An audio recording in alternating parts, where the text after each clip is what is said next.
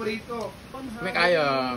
Well, hello mga Bebshi! For today's mini-vlog mga Bebshi, ay gagawa tayo nitong trending na recipe. Matagal ko na talagang gustong tumikim nito at curious talaga ako nito sa lasa. Nag-trending nga ito mga Bebshi at ito nga pala ay tofu square. Sa wakas at nakabili na nga din ako nitong tofu. Wala kasing available dito sa market namin mga Bebshi at tanging nasa city lang siya or sa mall lang nabibili. Eh ang layo pa ng mall dito sa amin. Dahil meron pumunta ng city, kaya naman ay naisipan ko na magpabili na lang. Hiniwa ko lang ito mga Bebshi nang naka-square nga siya dahil tofu square nga itong ating lulutuin. Depende na lang din mga Bebshi kung gaano kalaking square ang gustong hiwa nyo dito. Pagkatapos naman ay nilagay ko na siya dito sa aking mixing bowl. And then timplahan lang natin ito ng salt and pepper. Mas maganda talagang timplahan ito mga Bebshi dahil wala nga din namang lasa itong tofu. I-mix lang natin yan mga Bebshi para insaktong magkatimpla itong ating tofu. Set aside lang natin yan mga Bebshi. Sunod naman ay maglagay tayo dito ng harina. This is ay for coating mga Bebshi kaya maglagay tayo dito ng timpla. Optional lang to, naglagay ako ng fried chicken seasoning. Lagyan natin ng paprika at paminta. Tapos ay i-mix lang natin yan mga Bebshi. Pagkatapos natin nahalo ito mga Bebshi ay set aside na natin ito. Next naman ay mag-beat tayo dito ng 2 itlog. Sobrang excited ko sa kalabasan nito mga Bebshi. Ano ba talaga yung lasa? Matagal ko na talagang gustong gawin ito na recipe pero nga walang available dito na tofu sa amin. Pagkatapos kong na-mix yung itlog dito naman sa ating plato ay maglagay ako ng breadcrumbs. Ayan, at ready na nga din itong ating mga sangkap kaya simulan na natin ang pagko-coat. Una mga Bebshi, magsimula tayo dito sa harina. I-coat natin una itong ating tofu. Pagkatapos mo namang na-coat ito dito sa harina, isunod na din natin itong ilagay dito sa itlog. Para mas madali gumamit lang tayo dito ng food tong. Pagkatapos ng itlog, dito naman tayo sa breadcrumbs. Ganyan lang naman kadali mga Bebshi at repeat the process lang. So far, hindi talaga kami mahilig kumain nitong tofu mga Bebshi. At since curious nga ako kung ano ba talaga yung lasa nito, kaya naman ay nakapagluto na nga din ako at para na nga din ay matikman nila dito sa farm. Napakadali lang din ang proseso nito sa paggawa mga Bebshi sa pagluto. Kaya naman kung hindi nyo pa na-try ito or hindi nyo pa natikman itong tofu square, well, subukan nyo na din gumawa nito mga Bebshi. De sigurado talaga ako magugustuhan din ninyo ito. Kung alam ko lang na ganito pala kasarap itong tofu square mga Bebshi, ay pinadamihan ko na sana ang pagpabili nitong tofu. At marami pa talagang pwedeng gawin natin dito sa tofu. Pero dahil nag-trending nga ito, kaya naman ito ngayon ang sinubukan kong gawin. At dahil natapos ko nang naikot lahat mga Bebshi, sunod naman dito ay iprito na natin sa mainit na mantika. Ganyan lang naman kadali mga Bebshi at hintayin lang natin yung mag-golden brown tsaka na natin siya hanguin. Masarap talaga itong pang merienda, lalo na din na pwede pala itong ulamin. At syempre, hindi pa ito natatapos mga Bebshi dahil gagawa pa tayo dito ng sauce. Pwede din pala natin itong gawing negosyo. Syempre mga Bebshi dahil masarap talaga siya. Kung nagdadalawang isip ka sa recipe na ito dahil baka hindi masarap, no mga Bebshi, gawin nyo to dahil masarap talaga siya. Kahit na hindi ka mahilig kumain ng tofu, pero kung na-try mo itong recipe na ito, ay naku, mapapadami talaga ang kain mo nito. Ayan na, at perfect na perfect talaga ang pagkakulay brown niya dito mga Bebshi. Kaya naman ay pwede na din natin itong hanguin. Kaya pala talaga siya nag-trending, ay masarap nga din naman. Nakaka-curious lang din talaga kung ano ba ang lasa. Kaya naman at last ay nakatikim na nga din kami. Hindi ko pinagsisiyan na nagpabili ako nitong tofu mga Bebshi at gumawa ako nitong tofu square. Hindi ko alam kung may mga Bisaya ba na mahilig din kumain nitong tofu. At dahil naiprito ko na lahat mga Bebshi, sunod naman dito ay gagawa na tayo dito ng ating sauce. Sa kawali ay maglagay tayo ng mayonnaise, white sugar, calamansi juice, liquid seasoning at kaunting tubig lang. Katurn up ang ating apoy nito mga Bebshi at halu-haluin lang muna natin ito gamit itong ating wire whisk. Katapos sa mahinang apoy ay lutuin natin itong ating sauce hanggang sa maging sticky na siya. Dahil naluto na nga din itong ating sauce, pwede na din natin itong ilagay sa top ng ating tofu square. Ganyan lang kadali mga Bebshi at meron ka ng masarap na pang merienda. At kung hindi mo pa nasubukan itong tofu square, well, gumawa ka na nito mga Bebshi. Dahil sigurado ako magugustuhan din ninyo ito. Para sa list ng ingredients itong ating tofu square mga Bebshi, ay ilalagay ko lang sa dulo ng video na ito. Kaya naman ay tapusin mo itong video at huwag kalimutang i-check ang ating mga ingredients nito. Ayan na, at you can now serve and enjoy our easy recipe ng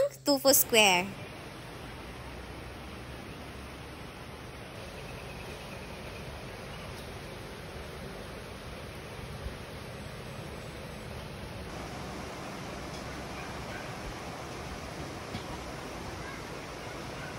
Ayan, titikman ni Madam ang ating tofu square.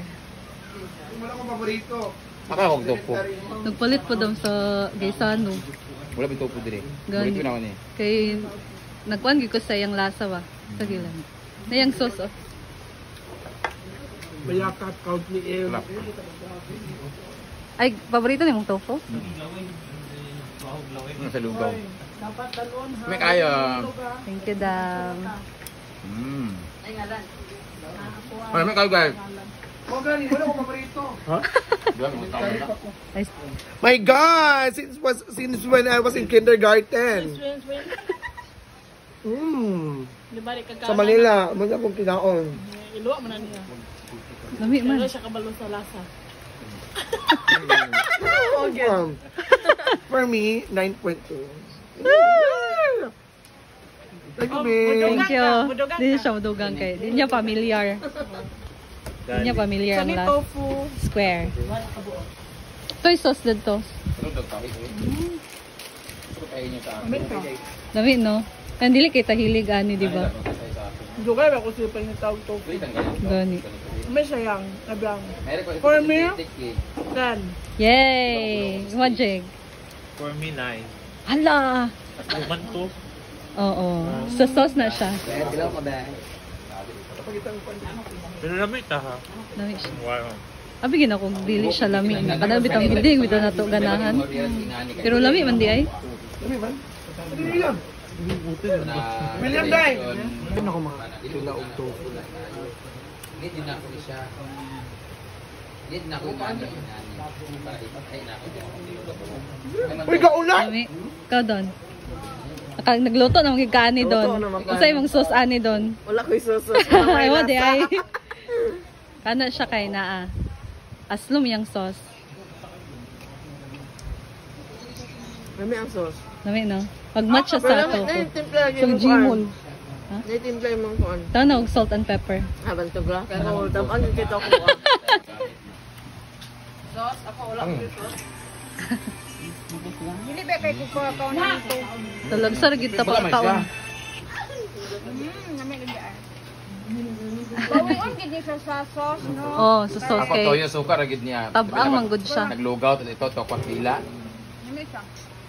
Wala na siya sa suka. I think mas dahil na suka mahalang. Ano toyo suka. Yummy. Lami. Let's try our tofu square. And matagal ko na gustong gumawa nito guys kasi nag-trending to, di ba? So let's taste this one.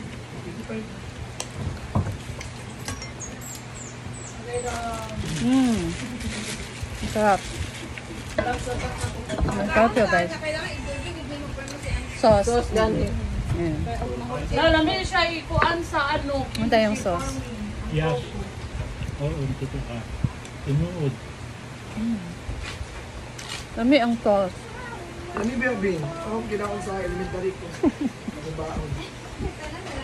Sa Manila, si Jimmy Kwan dito. Deliver. Nang niltiyo. Atong kuan. Lami siya guys. Kaya nga na da mag-kuan sa Isidoro, nanda sa mga kuan. Ay, Day, dili ka dito iya Kwan, Day? Kay, direct? Kay Ugma, kay... Dili na ang Kwan. Try nyo guys. Bye! Yan mga Bebshi, and that's all for today. Thank you so much for watching and see you again sa akin next video. Bye!